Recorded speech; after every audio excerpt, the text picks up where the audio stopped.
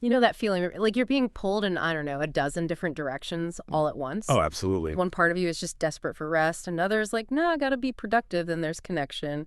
Or maybe just scrolling. Yeah, that endless scroll. It's a constant thing. It's such a common human experience, isn't it? This like internal bunch of voices, this tug of war inside. Mm. And it makes you wonder, with all that noise, what is consciousness anyway? And maybe deeper, who are we? Like, is there a core part just watching? Or is it actually, doing the steering, like a pilot? That's the million-dollar question, isn't it? Yep. Philosophers, spiritual folks, even neuroscientists, Yeah. they've all wrestled with it for ages. Right.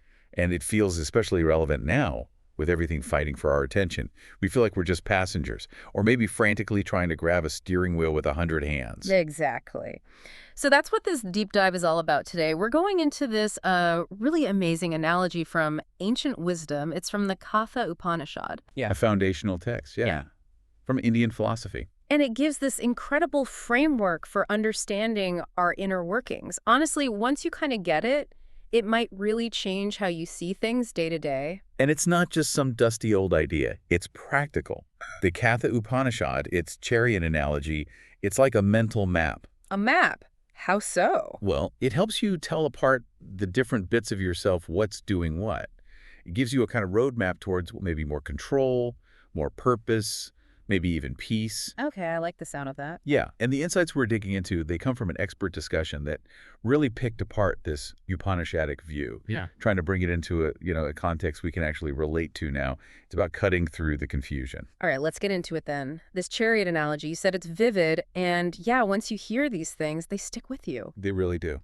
It feels so intuitive, but then, like you said, it challenges how we normally think about ourselves. So the main question it tackles, I think a listener, Veena Sampath, put it really well. She asked, does pure consciousness, the Atman, does it actively give directions? Or is it just watching? Is it like the little guy in the head controlling everything? Like a crane operator pushing buttons way up high? Or just a witness? That crane operator image? Yeah. That's perfect. It's exactly the common idea, isn't it? Totally. We just feel like I am the one doing things, pulling the levers. We think our deepest self, consciousness, is the one driving. Yeah, I decided this. I want that. Right. But the Upanishad, through this analogy, it paints a really different picture, much more nuanced. It basically dismantles that idea of consciousness being the active controller. It's something quieter, more profound. Okay, so let's break down the chariot itself. How does the analogy map onto us? You said it breaks down our whole being. It does. It's quite elegant, actually. So first, the most obvious part, the chariot. Okay. The Katha Upanishad says, Shariram is Ratam. The physical body is the chariot. Our body is the vehicle. Makes sense. Yeah, think of it as the car you're driving through the world. It's the structure, the vessel holding it all together. Bones, muscles, organs, everything. It lets you interact with the world. Right. Without the body, no journey. At least not in this physical way. Exactly. It's an amazing machine, super complex, adaptive. But, and this is key, it's just the vehicle. It's not actually you. Got it. So the body is the chariot. Temporary, physical, but not the real self. What's pulling it? You mentioned horses. Ah, yes, the horses. And they're described as really powerful. These are our senses. All five. All five. Eyes, ears, tongue, nose, and touch, the tactile sense. And they're like these strong, potentially untamed horses. Untamed. How? Well, think about horses. They naturally want to run towards things, right? They're lanes or sense objects. Okay. The eyes just naturally go towards shapes and colors. Ears are drawn to sounds. The tongue wants taste. The nose smell. Touch wants sensation, hard, soft, warm, cold. They're just constantly seeking input. Constantly seeking stimulation, yeah. And if you've ever seen wild horses, or even just one that's not well trained. They can be all over the place. Powerful, but easily distracted. Exactly. They just run wherever instinct pulls them. Chasing a sound, a sight, whatever catches their fancy. No real direction. Following impulses. Pursuing sensory gratification instinctively. And if they're just left to run wild, they pull the chariot, your body, your whole being in all sorts of directions, often at the same time. Which is why we feel scattered, pulled by different desires. My eyes want this, my ears want that. Precisely. That constant pull stops us from focusing or moving with purpose. Which brings us to the next part, the thing that's supposed to manage these powerful horses. Okay, so if the horses are the senses, then the reins. What are the reins? The reins are the mind, manas in Sanskrit. The mind holds the reins to the senses. Yeah, connects directly to the senses, controls them. It's like the interface. All the raw data from the senses kind of gets dumped into the mind. So when I think, oh, look at that, or listen to that sound, that's my mind directing my senses. That's the mind holding the reins. Yeah. Telling the eyes where to look, ears what to listen to, tongue what to taste. It's also where emotions, memories, habits live, all the things that influence why we want to look or listen to certain things. So the senses gather all this stuff, sights, sounds, smells, like a constant data stream. A massive stream, yeah. And it all flows into the mind. And if the mind is the reins, wow, okay, its role is huge. If those reins are loose, Then the horses just go wild. the senses do whatever they want. Down rabbit holes of distraction or just impulse, like driving a car with a loose steering wheel, no control. Exactly. A weak grip, lack of focus, lack of attention. The senses just don't respond. Yeah. And life becomes driven by whatever pops up externally. Fleeting desires, distractions. Yeah. You're reactive, not proactive. Constantly swept away. Okay. But there's someone holding the reins, right? There's a level above the mind. Yes, there's the one actually using the reins, making the decisions. The charioteer. The charioteer. And this is the intellect, buddhi. The intellect. Okay, now this is crucial. You said this is not consciousness itself. Absolutely crucial distinction. The intellect, buddhi, is our faculty of reason, judgment, discrimination. It's the decision maker, the strategist. So it takes the info from the mind. Takes the information the mind got from the senses, assesses it, and then makes choices. Where are we going? How fast? Which turn? Should I ignore that impulse from the senses? Like deciding which exit ramp to take on the highway. Exactly. All the calculation, planning, problem solving, even moral choices, that's the intellect's job. It charts the course. It's the captain, the brains of the operation. Okay. Okay, so we have the chariot, body, horses, senses, reins, mind, charioteer, intellect. But who is the trip for? Who's benefiting from all this? Now we get to the heart of it, the most vital part, but the one we usually forget. Which is? The passenger. The passenger is you, your real self, pure consciousness, the Atman. The Atman. And what does the passenger do? It witnesses. Yeah. It's the silent, pure witness consciousness. The whole journey, everything that happens is happening for the passenger. So it observes the body moving, the senses seeing and hearing, the mind thinking and feeling, the intellect deciding. It observes it all. It's the pure awareness that lights up all these activities. But, and this goes back to Vina's question, it doesn't actively do anything like pulling reins or commanding the intellect. It just is. The unchanging background. The unchanging backdrop for the whole drama of life. Okay, now, this is where it gets really interesting. Because this flips our usual idea on its head, doesn't it? Completely. We normally identify with the whole package deal. The chariot, the horses, the reins, the driver. We think all of that is me. Exactly. We say, I am hungry, identifying with the body. I want to see that senses. My mind is racing, I'm stressed, mind. I decided this, I'm in charge intellect. Right. We barely even think about consciousness, or we treat it like some vague add-on. Oh yeah, I'm conscious, I guess. And you're saying this identification with the parts is where problems arise. It's often the root of a lot of suffering and confusion, yes. And this is where Vedanta, that major school of Hindu philosophy from the Upanishads, comes in with its radical teaching. Which is? You are consciousness and consciousness alone. Whoa. Just consciousness. Just consciousness. The rest of it, intellect, mind, senses, body, they're all supplied by nature, prakriti. Supplied by nature? Just give it like an Uber. It's a really powerful analogy. In an Uber. Oh. It's not even your car. You just hired it for a specific journey. It shows up, serves its purpose, takes you where you need to go, and then it drops you off. It goes on its way. It's not really mine. Not in the ultimate sense, no. It serves a temporary purpose. It belongs to nature. So the body, senses, mind, intellect, they're borrowed tools, temporary vehicles for this specific trip of life. Exactly. They're designed to take you, the passenger, the consciousness, on this journey. You are the one in the back seat, the witness, silently observing, experiencing it all without getting tangled up in the machinery. That's a huge shift from thinking I'm the driver wrestling with the wheel, or even that I am the car. It changes everything. You're not the frantic driver, not the car, not the wild horses. You are the one the ride is happening for. The silent, undisturbed awareness. And realizing that truly getting it can be incredibly freeing. You can watch your thoughts and feelings without being totally swept away. Okay, so if consciousness, the passenger, isn't the controller, then what's the point? Why this whole setup? What's the goal of the journey if the passenger isn't giving orders? How do we influence where we end up? Right, good question. This analogy isn't just describing how things are, it's fundamentally a guide for spiritual practice, for living with purpose. Ah, so it's prescriptive too. They're very much so. The Upanishad uses it to show what's needed to reach the ultimate goal, which in Vedanta is usually enlightenment, liberation, moksha. So understanding the chariot helps us get to moksha. Exactly. It's about optimizing the whole system, body, senses, mind, intellect, for that ultimate purpose.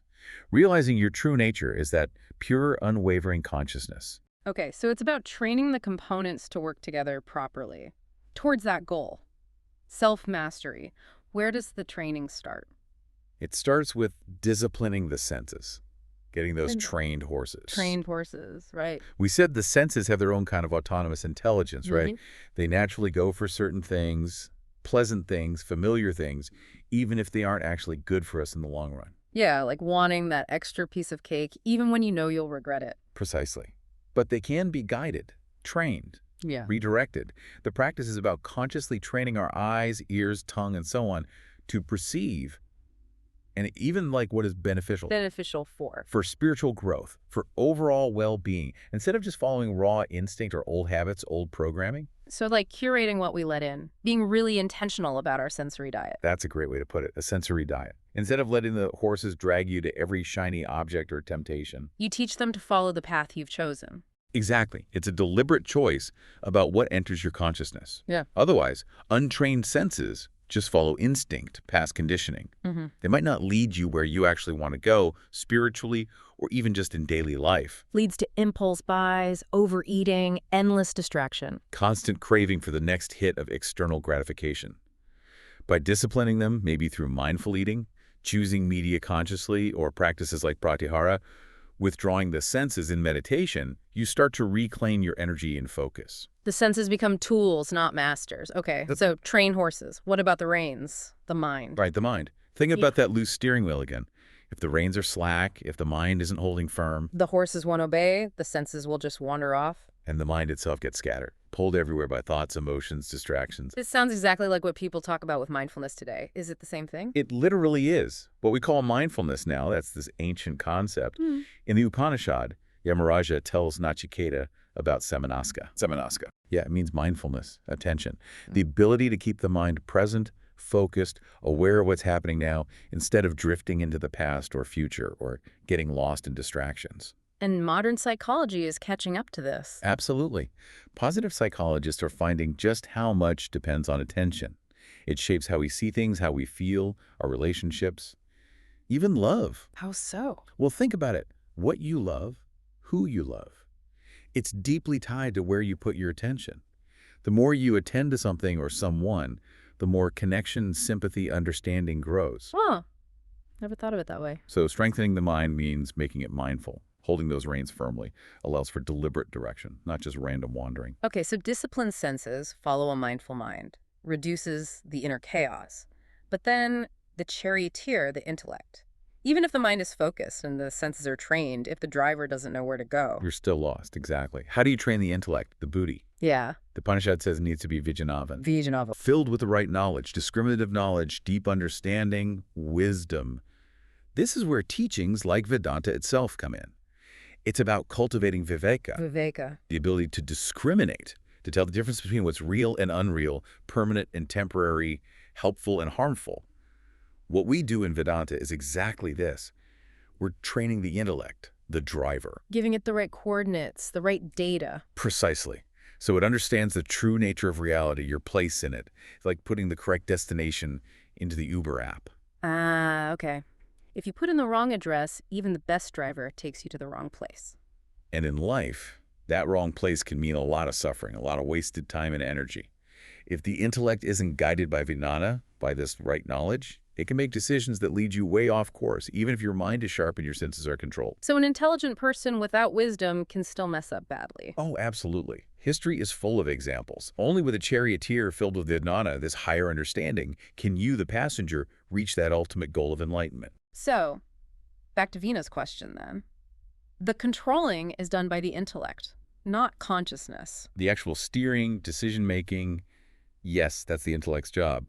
Consciousness is the reason for the journey, not the one actively doing the driving. But it's not like the intellect is just off doing its own thing, completely separate. It's still connected to the passenger, the Atman. Oh, absolutely not separate in purpose. Yeah. This is key. Everything the intellect, mind, senses, body do, it's all done for the sake of consciousness. Yeah. In the presence of consciousness. It's done for you. It's done for you, the Atman. Think Yeah. about that self-driving car again.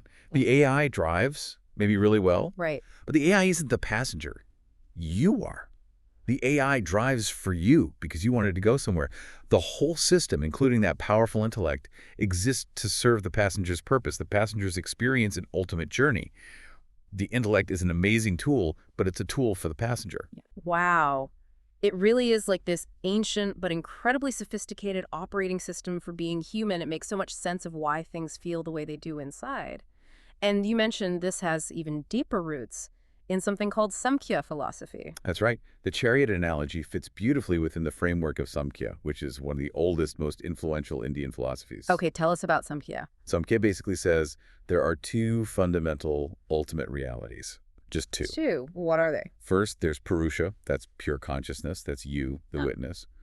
Unchanging, eternal, beyond qualities. Okay, Purusha is consciousness. What's the second? Prakriti. That's material nature. And Prakriti is basically everything else. Everything else, like the whole universe. The whole universe, yep. Smallest atom, biggest galaxy. Mm-hmm. But, and this is important, Prakriti also includes the subtle stuff inside you. Your body, your senses, your mind, and yes, even your intellect. All those parts of the chariot, they belong to Prakriti. Whoa, so it's consciousness, Purusha, and then everything else, including my own mind and body, Prakriti. Spirit and matter, basically. It's a good way to think of it, a fundamental duality. And the whole cosmic show is about how they interact. How do they interact? Well, Prakriti, material nature, serves the purpose of Purusha, consciousness, but always in the presence of consciousness. It's like this grand play unfolding on stage, and Purusha is the light illuminating the stage. Okay, serves the purpose. What is the purpose, according to Samkhya? It's twofold. They call it Bhoga Apavarga. Bhoga Apavarga. Need to break those down. Okay, Bhoga means experience or enjoyment sometimes. For some deep reason, consciousness, Purusha, wants to experience the universe, all of it. All of it. Every possible form. And Prakriti provides this endless variety show, lifetime after lifetime. The terrible, the sublime, the grossest physical stuff, the most beautiful art, hells, heavens, everything. Nature provides the experiences for consciousness to witness. Exactly. Yeah. It's the great theater of existence playing out for Purusha. This desire to experience seems innate, and Prakriti, in all its complexity, just delivers. So consciousness just keeps experiencing everything good, bad, ugly until It's enough, maybe. Yeah. Till it's tired of it, as some texts say. Until it's learned what it needs to, feels fulfilled. Yeah. And that leads to the second purpose, apavarga. Apavarga. That's an old word for final release, liberation. What we might know as moksha, mukti, nirvana. Enlightenment. Right. When consciousness, having had its fill of experiences, desires that ultimate release from the cycle of birth and death, from the constant churn of Prakriti. Guess what? Prakriti helps with that too. Nature provides the means for that as well. It's quite beautiful, really. How does nature help you get free from nature, essentially? Well, when you're ready, when that deep yearning for truth arises, you might find your mind naturally starting to detach from fleeting things. You develop this longing for self-realization. Yeah. Maybe you suddenly find yourself wanting to listen to, I don't know, a Vedanta talk on YouTube instead of watching cat videos, or you're drawn to spiritual music. Okay. That shift, that's not you, Purusha. Actively deciding in the conventional sense, that's Prakriti, nature, providing the very elements, the inclination, the thoughts, the opportunities needed for your spiritual realization. The intellect, mind, senses are subtly guided by Prakriti to fulfill that ultimate purpose for Purusha. That's profound. So it's not about fighting nature, but seeing how nature serves us, even on the path out of the cycle, this relationship between Purusha and Prakriti, spirit and matter.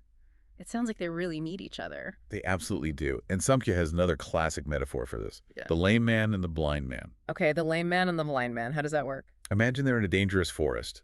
The blind man is strong. He can walk, but he can't see where he's going. He'll fall into holes, get lost. Right. And the lame man. The lame man can't walk. His legs are useless, but he can see perfectly. Clear vision. So, obvious solution. They team up. The blind man carries the lame man on his shoulders. And the lame man navigates. Exactly. The lame man, with his sight, like Purusha, consciousness, Mm-hmm. tells the blind man, like Prakriti, active, the directionless matter, where to go. Turn left here, watch out for that route. Mhm. The blind man provides the movement, the physical ability. So spirit without matter is ineffective, can't act in the world, and matter without spirit is just blind, unconscious energy. You got it. They are distinct, yet they work together, cooperate, to achieve both experience, voga, and liberation, apavarga. That's the Samkhya picture. Fascinating. Two ultimate realities, Purusha and Prakriti, working together. You hinted there's another step. Advaita Vedanta. How does that change things? Ah, yes. Advaita Vedanta takes the Samkhya foundation and makes one more absolutely radical step. Okay. The word Advaita itself means non-dual. Non-dual, not two. Not two. So in Advaita, ultimately, Prakriti, material nature, is not actually separate from Purusha, consciousness. Wait, not separate after we just carefully distinguish them. So the body, mind, senses, the whole universe.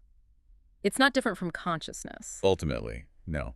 It sounds incredibly counterintuitive at first, I know. It seems to dissolve everything we just set up. Yeah. But Advaita proposes this non-dual reality. The core teaching is basically this material nature, Prakriti. Yeah. This entire universe, including your own body-mind. It's also nothing other than you, the consciousness. There's no second thing, no separate Prakriti. There's no second thing apart from you. What appears as material nature is you, appearing in a different form. Okay. Like waves on the ocean. The waves look distinct, but they aren't actually separate from the ocean. They are the ocean just moving differently. That's a perfect analogy. Or think about a dream. Okay. When you're dreaming, you, the dreamer, are the only reality there. Yeah. Right. But the dream creates characters, landscapes, objects, feelings. Mm. They all seem real and external within the dream. Yeah, totally. But they're all just manifestations of your own consciousness.